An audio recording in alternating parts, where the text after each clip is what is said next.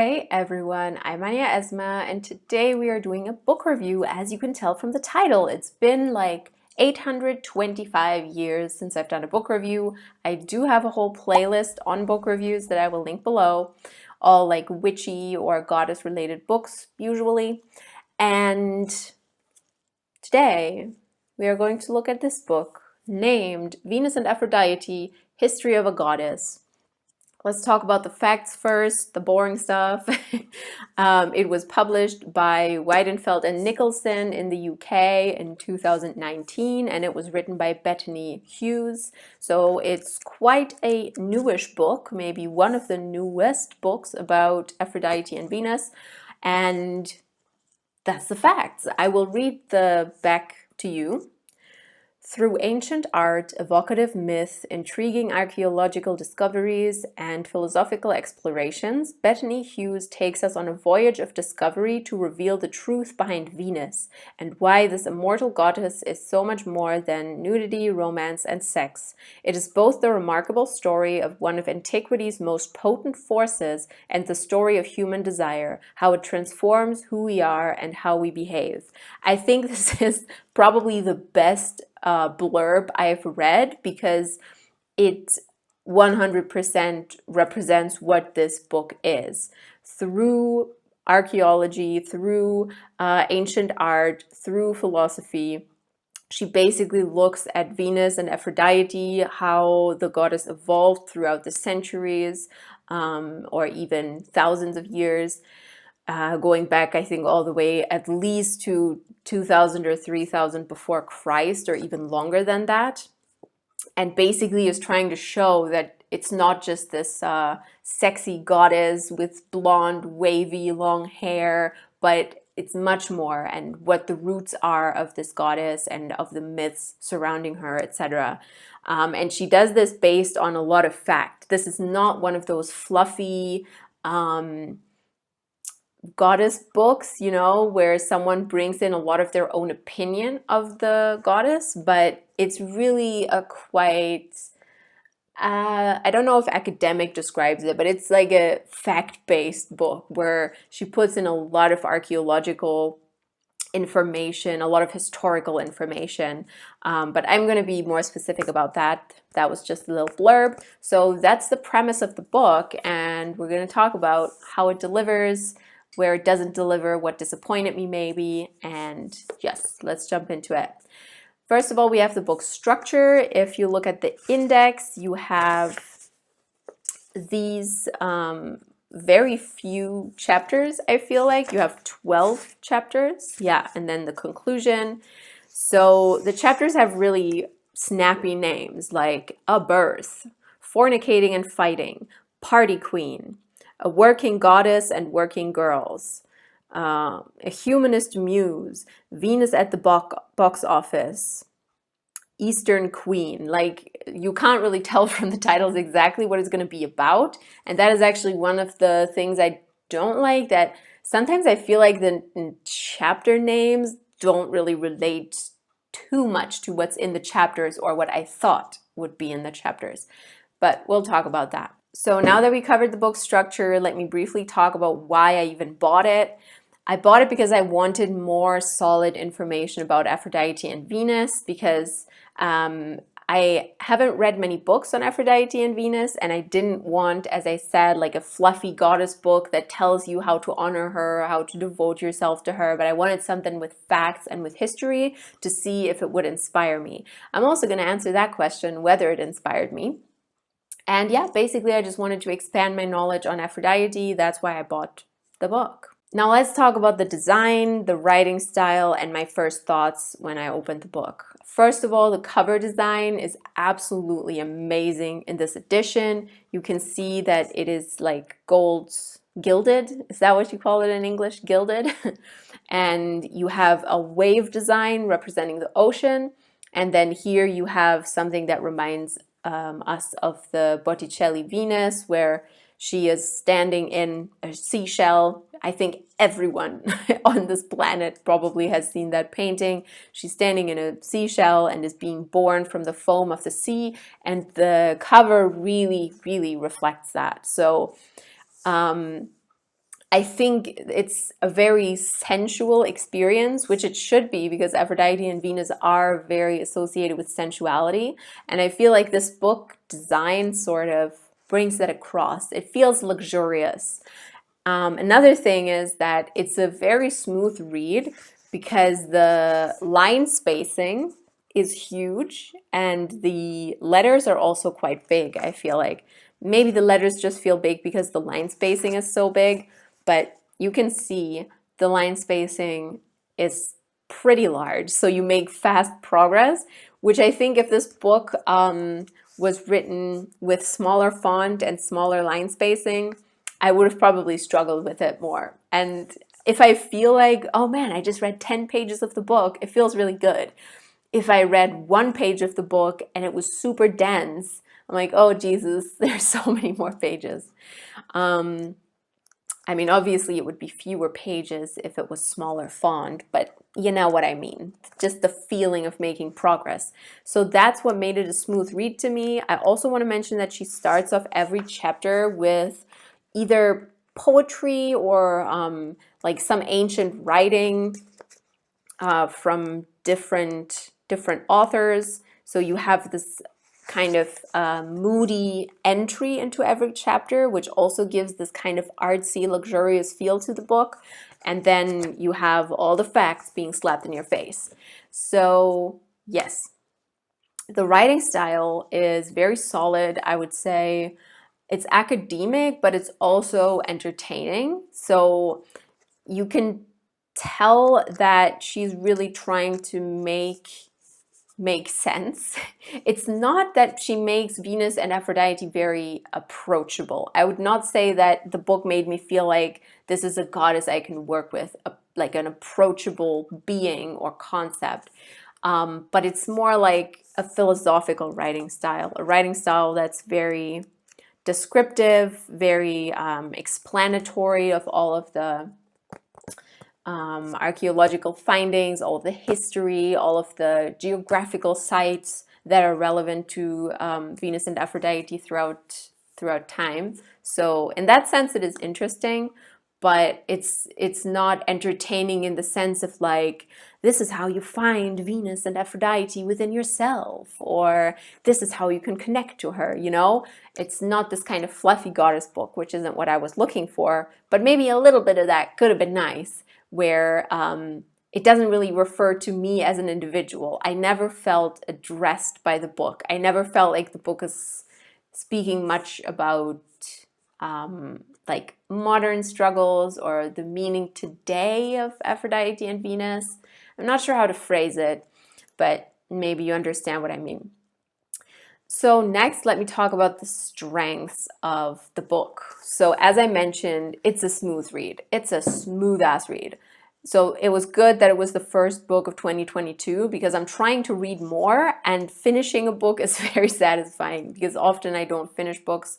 And it was so smooth and satisfying to read it. Now, I also like one of the strengths that it shows a lot of sculptures and paintings. So, for example, here, or you have like a whole inlay, you know, sometimes with books you have like, because most of them are like this, where it's on the normal paper of the book, and then you have this glossy paper as an inlay in the book, and that is quite nice, where you just have like more colorful, intense paintings and stuff to look at.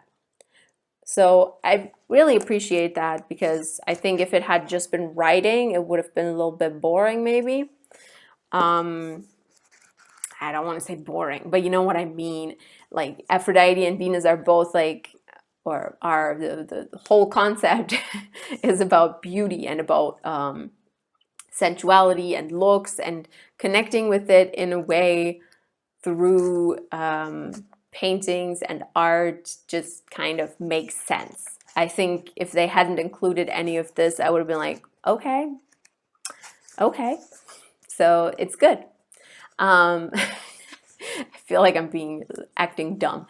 Anyways, so it's very, very, very archaeologically and historically sound. Like you can tell that this woman does her research, because I actually forgot to talk about who she actually is. Apologies. Apologies, ma'am. I'm just going to read you really quickly the description of the author.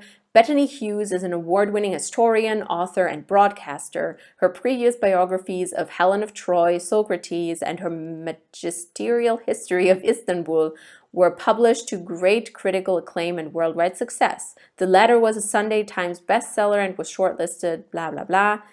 BBC, Channel 4, National Geographic. So you can tell she works a lot. She is a research fellow of King's College London and has been honored with numerous awards, including the Norton Medlicott Medal for History, Europe's Cultural Heritage Prize, and an OBE for services to history. So she's a solid-ass historian, to describe it in my own words.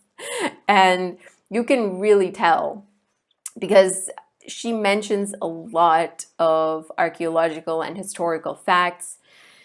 Now let's talk about another strength, because I wouldn't say the book is like radically modern and trying to be super woke. Like the wokeness factor isn't over 9,000, but she does mention that, for example, Aphrodite and Venus were used as a vehicle for racism, for sexism, for objectification. So she does touch on these sort of historical facts and problematic histories that surround Venus and Aphrodite.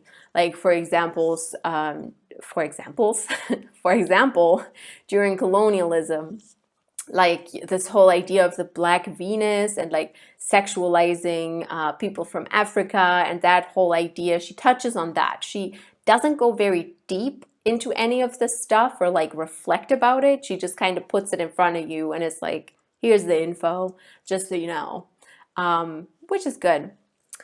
And I also really like that she takes a look at how Aphrodite and Venus evolved from goddesses like Inanna, for example, because it is a more in-depth look than a lot of what you get in modern books, I think, which mostly focus on like her Greek representation.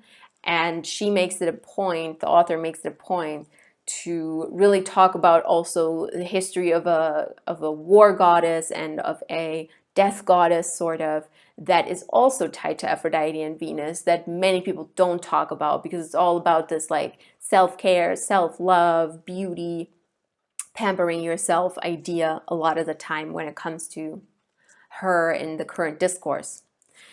Okay, so let's talk about the weaknesses of the book. I think it is a much more enjoyable book if you have a lot of historical knowledge, which I do not. I will openly admit that. I'm not a super intelligent history buff, and I think it would help to be that if you're reading this book. I'm just going to read you a quick example from page 178. So here she talks about the city of Maktar in Tunisia, I believe. She says, "This was once a thriving town, originally settled by Punic refugees escaping Rome's destruction of the Carthaginian superpower. Rebel locals had gradually bought into the Roman project. Come late antiquity, and Maktar, another city incidentally featured on the wonderful Putinger map, was as Roman cities come." I don't understand any of that because my historical knowledge is not good enough. But you can also see, she mentions, "I last visited Maktar in winter when white flowers scattered the vast stretches of green." So you have a combination, like for uneducated people, historically uneducated people like me, let's say, where it kind of brings you into the mood, and then she gives you the historical facts. So even as someone who doesn't have a lot of historical knowledge, I would say it was a quite enjoyable read. But she does mention geographical and historical and archaeological sites left and right. So you might enjoy it more if you know more about that. But as I said, I think she does stitch it together into a nice story about how Aphrodite evolved. And still, sometimes my eyes glazed over a little bit when she mentioned like 5 different historical events or concepts that I don't know, or that I've heard of, but I don't really understand how it fits into this context, then it becomes a little bit problematic for myself. Now, another weakness of the book, this isn't a general weakness, I suppose, but for the purpose that I was reading it for, you know, I mentioned that I wanted to possibly connect closer with Aphrodite, with Venus, and I don't personally feel like it brought me closer to her. But obviously that is just a concern if you are into goddess practice and if that is why you are reading this book, or if you like are thinking about devotionals. But usually when I read books, like for example, when I read Kellyanne Maddox's Rebel Witch, I feel very inspired by certain things she writes. And there was nothing in this book where I said, wow, that really turned me on to work with Aphrodite/Venus, or really inspired me or gave me an idea for a practice that I like. But that might just be me. That might just be because it's winter, I'm uninspired and kind of unmotivated. So I don't know if that's me or the book, but that's a weakness I wanted to mention. Now, let me just say why you should read it or not read it. I think if you want to know more about the history and the archaeology and the art surrounding Aphrodite and Venus for the past like 5,000 or more years, and how she has evolved in different cultures, this book is great for you. If you're looking for a fluffy goddess book that brings you closer to Venus and how you relate to her and how you can find parts of her within you, etc., it will be a little bit difficult to derive that from this book, I think. So yeah, that's basically all I have to say. I did enjoy reading it because it was smooth. I have the satisfaction of having finished a book within the first 2 weeks of the new year, which was great. And yeah, I'm reading my next book now, which is Thorn Mooney's The Witch's Path. I'm going to do a review on that as well, but it might be a little bit because I think the book might take me a little bit longer to read. I love it so far, but anyways, I don't want to say too much. So yes, thank you so much for watching. Subscribe if you liked this, like the video if you liked it, and all the stuff, you know, share, etc. And thank you so much for sticking around till the end. I will see you very, very soon. Follow me on Instagram if you want to see more of me, and bye bye.